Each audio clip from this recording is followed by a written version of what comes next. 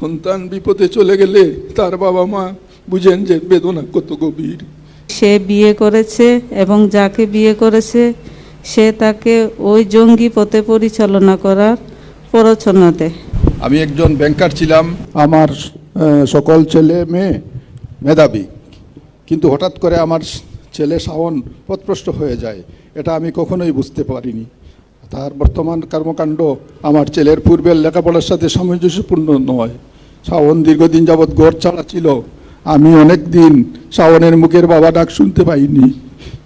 আর মধ্যে শাওনে বিয়ে করে আমার পুত্রবধূ দুইটি নাতিকে দেখতে পাই না এবং আদরে করতে পারি না। আমি আমার ছেলে ও পুত্রবধূকে ফিরে পাওয়ার আকুল অপেক্ষা করছিলাম। আমার দুই নাতিকে তুলে তুলে নেওয়ার জন্য, তাদের মুখে দাদা দাদি ডাকা শোনার জন্য অপেক্ষা করছি।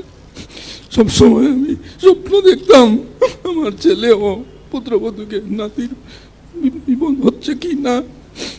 আজকে আমি তাদের কাছে ফিরে পেয়ে অত্যন্ত আনন্দিত। সন্তান বিপদে চলে গেলে তার বাবা মা বুঝেন যে বেদনা কত গভীর।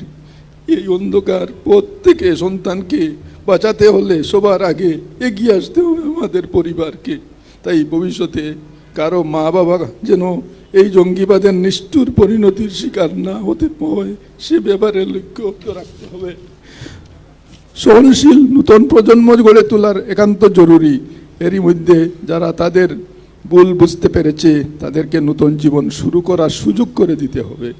এছাড়া জঙ্গিবাদ প্রতিরোধে র্যাবের মতো সকল সংস্থাকে একসাথে এগিয়ে আসতে হবে। আমি সকল বাবা মার দৃষ্টি আকর্ষণ করে বলতে চাই, আপনারা সবাই আপনাদের সন্তানদের প্রতি আরও যত্নবান হন। আপনার সন্তানের মতামতের প্রতি গুরুত্ব দিন। একজন সচেতন নাগরিক হিসাবে আমি সকলকে অনুরোধ করব, আমি আইন শৃঙ্খলা বাহিনীর পাশাপাশি আমরাও যদি সচেতন হই তাহলে আমাদের বাংলাদেশ থেকে জঙ্গিবাদ দূর করা সম্ভব হবে। জঙ্গিবাদ থেকে ছেলে মেয়েদেরকে ফিরিয়ে এনে আমাদেরকে বসে থাকলে চলবে না। পরিবারের সকলের সাথে আপনাদেরকে সর্বদা সচেষ্ট থাকিতে হইবে, যাতে পুনরায় আবার জঙ্গিবাদে জড়িয়ে না পড়ে। বর্তমান সরকারের আমলে জঙ্গিবাদের শিকল উপড়ে গেছে। তাদের র্যাবের বলিষ্ঠ ও সাহসী ভূমিকা জঙ্গিবাদ বাংলাদেশ থেকে অচিরেই ধ্বংস হয়ে যাবে। আমরা আসমাকে ছোটবেলা থেকে অনেক ভালোবাসি। সে মাত্র এসএসসি পাস করেছিল। আমরা বাংলাদেশের একটি সাধারণ পরিবার, একটা সাধারণ মেয়ে ছিল আমাদের আসমা। স্কুল জীবনে সে ভুল পথে পা বাড়ায়। তার বিয়ের ব্যাপারে আমরা জানতাম না। কয়েকদিন আগে জেনেছি সে বিয়ে করেছে এবং যাকে বিয়ে করেছে সে তাকে ওই জঙ্গি পথে পরিচালনা করার প্ররোচনা দেয়। সন্তান ভুল পথে চলে গেলে মা বাবা হিসাবে তা সহ্য করা অনেক কষ্টকর।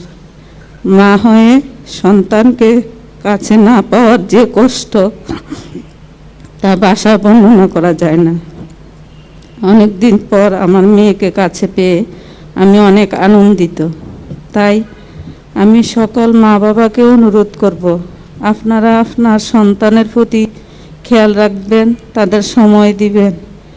আমি আশা করেছিলাম আমার মেয়ে একদিন সমাজে আর 10টা ছেলে মেয়ের মতো পড়ালেখা করে সমাজে প্রতিষ্ঠিত হবে, ভালো চাকুরি করবে, বাবা মায়ের মুখ উজ্জ্বল করবে।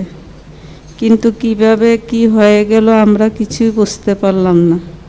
আমরা এখন আমাদের মেয়েকে স্বাভাবিক জীবনে ফিরে পেয়ে অনেক আনন্দিত। আমাদের মেয়েকে আমাদের কাছে ফিরিয়ে দেওয়ার জন্য র্যাবকে ধন্যবাদ জানাচ্ছি। ধন্যবাদ সবাইকে।